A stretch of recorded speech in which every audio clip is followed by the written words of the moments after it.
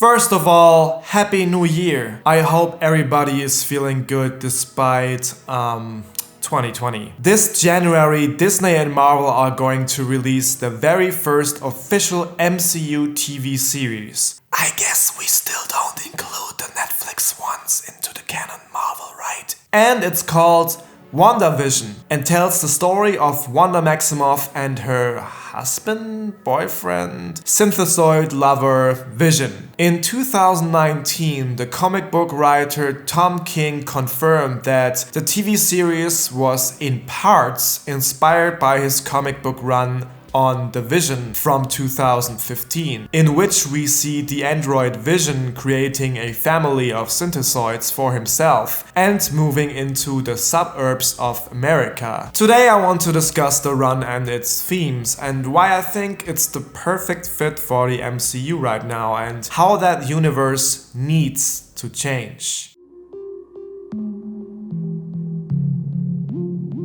Tom King's run on Vision, drawn wonderfully by the talented Gabriel Hernandez Walter, is what I would call the perfect bottle episode. If you do not know what a bottle episode is when a TV show produces an episode that is very restricted in scope, focusing on dialogue and characters rather than spectacle, because of a smaller budget.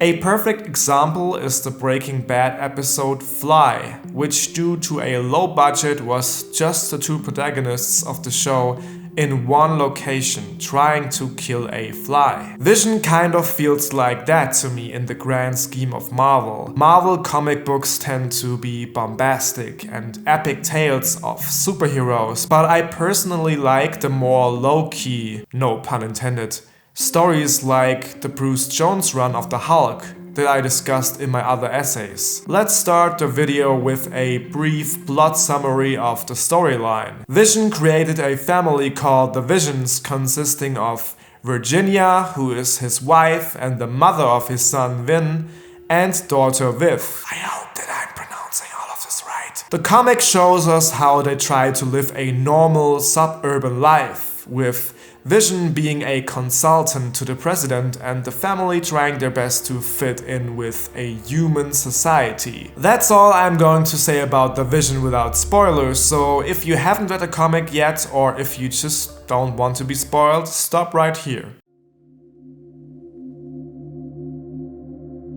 Why do we create? Is it a need inside of us to get attention from the outside world, to show our humanity, our thoughts, or our love by creating a family? Is it something in our DNA, or are we destined to create and be then destroyed by our creation? Tom King's run on The Vision focuses on deconstructing the idea of the atomic family. Especially in the 50s, this ideal version of a family was what most people at the time strived for.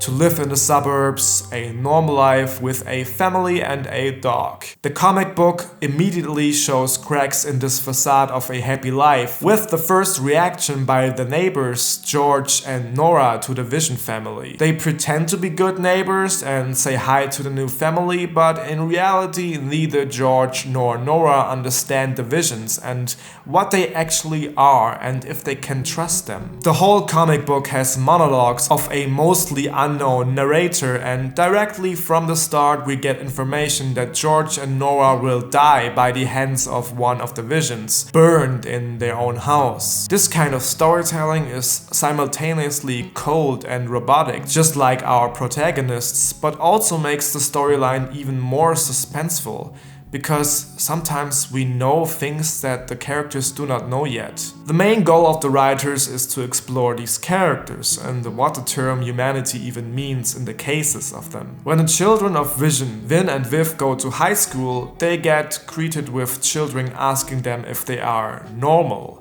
if they are human. The first issue ends in a dark climax in which a supervillain called the Grim Reaper attacks the family, seriously injures Viv and gets killed by Virginia to protect her children. Virginia then proceeds to lie to Vision about what happened, leaving out her murder and trying to pretend like the Grim Reaper escaped. Haunted by the attack and the injuries of his sister, Vin responds aggressively to another student in high school, which makes the principal invite Vision and Virginia, and a rather uncomfortable conversation between the three occurs, further implementing the theme of fear of the unknown in the story.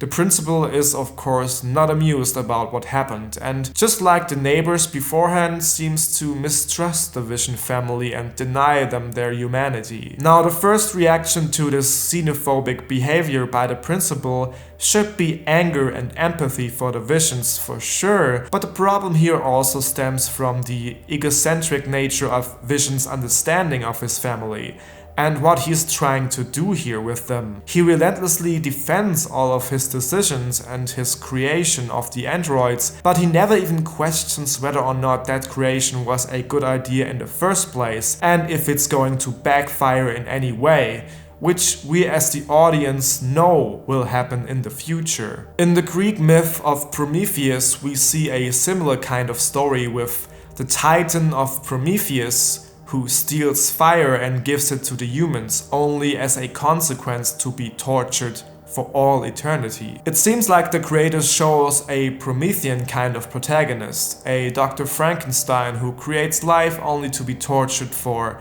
his decision and live with the consequences of playing God. At the end of the second issue of Vision, right after the principal office scene, Virginia opens up her mailbox only to find a cell phone with a video on it of her previous first kill. It's a message by a father of one of Viv's classmates, and when Virginia confronts the man, his son is inadvertently killed in the confrontation, and the man then gets beaten to a coma by Virginia. Vision lies about this to the police, covering up his wife's murder, and instead of confronting her and making things better, he responds by yet another creation, a small synthesized dog. A Promethean circle of creation as a response to said Promethean action and its consequences runs through the book, inspecting the very nature of creation itself. Just a story from my personal life. I am a musician, a creator of art in general, so this philosophical idea kind of hits hard for me. I often ask myself the same thing. Why do I create music, art, or these videos here? Is it something that I have to do or something I want to do? Is this circle of creation just another way of causing myself pain because I'm not happy with the end result, or I feel like my video did not get enough clicks? Maybe the answer is not to understand the behavior but rather notice it, which Vision simply does not do. He doesn't understand the problem with his creations because he isn't completely human. The story continues and delves into other interesting topics like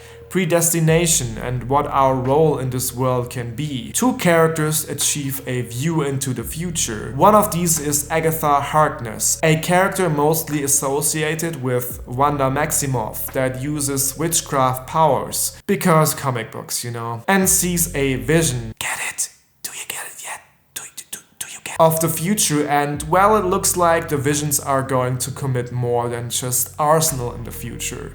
They are going to commit genocide. Meanwhile, Victor, the brother of Vision, is sent by the Avengers to spy on the Visions, and when Vin finds out, he accidentally gets his nerve system broken beyond repair. This causes Vision... God, I'm saying this word Vision so many times in this video. To try to find Victor and kill him. Virginia builds up her courage and tells Viv the truth about her classmate, which she did like, and makes her understandably let out a lot of anger, which then leads Virginia to kill their dog, Sparky. It's just like in these old tragedies. This is the moment where everything just crumbles away. Vin and Sparky are dead.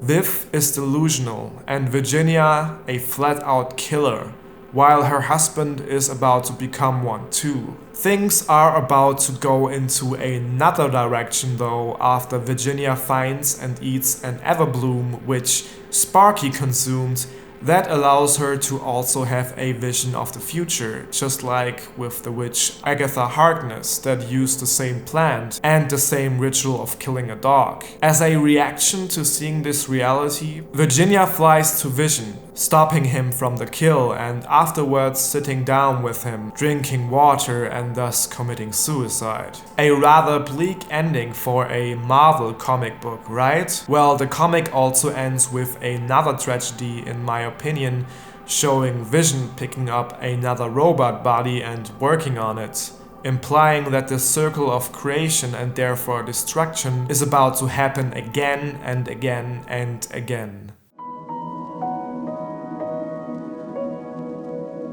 In one of these panels, Vin, the son of the family, asks his mother, "If you pick me, do I bleed?" Which illustrates the main idea of the comic book perfectly. 2015's Vision examines our humanity and what it means to be human, to bleed if picked. Vision wants to fit in. He creates his image of a perfect family with a wife, 2 kids and a dog. But he doesn't understand humanity enough for it to work. Creation also needs care, a connection to the world and a soul, which Vision maybe doesn't even have, if there even is something like a soul. I think that's why we are seeing a lot of imagery and dialogue that allude to racism against the family by their neighbors. Vision is different, yes, but he's trying his best to fit in, to adapt, but maybe that's the problem. He can just be himself and experience mankind like everybody else. But creating the Vision family for his own good, for his own ego and need of acceptance, causes chaos and murder. The sad implication at the end might even be the center point of the new WandaVision show, only reversed. The show is coming out next week while I'm writing this, and maybe I'm just completely off here, but maybe in the show it's Wanda that is creating a fake life where Vision is still here, probably under the influence of the Infinity Stone that created her powers in the first place. Who knows? That way, the idea of Prometheus and creating is examined in a totally new way, with the most human emotion possible, called grief. Anyways, that's all for today. I want to thank you for stopping by last year and coming along with me on a journey with this channel. I want to further create content like this, and it's just because of you guys that I can do it. So thank you and have a great 2021, guys. I love you. Thank you so much for watching this video. I hope you liked it. If you did, be sure to leave a like, subscribe to this channel and hit the notification bell if you want to see more videos. Until next time, stay pulpy and stay artsy. See ya.